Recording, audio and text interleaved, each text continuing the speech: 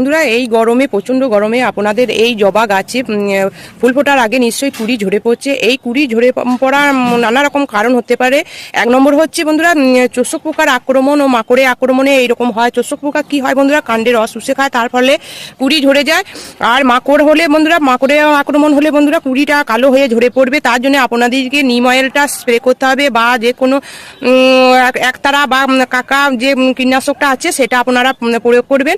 2 নম্বর হচ্ছে বন্ধুরা, গাছের গোড়ার মাটি যদি খুবই শুকনো থাকে, এই গরমে তো গাছের গোড়ার মাটি শুকিয়ে যায়, তাই আপনাদের এটা লক্ষ্য রাখতে হবে। এটা গাছে পর্যাপ্ত পরিমাণে জল দিতে হবে সকাল ও বিকাল, এবং গাছটাকে স্প্রে করে দিয়ে ধুয়ে দিতে হবে। আর 3 নম্বর হচ্ছে বন্ধুরা, গাছের গোড়ার মাটিতে পর্যাপ্ত খাবার, আপনাদের মিক্স খাবার দিতে হবে। এই মিক্স খাবারটা হচ্ছে বন্ধুরা, এখানে আছে গোবর সার, আর আছে সরিষার খোল আছে, হাড় গুঁড়ো আছে, আর নিম খোল আছে, এইসব দিয়ে, আর একটু ফাঙ্গিসাইড আছে, এইসব দিয়ে আমি মিক্স খাবারটা তৈরি করে রেখে দিয়েছি।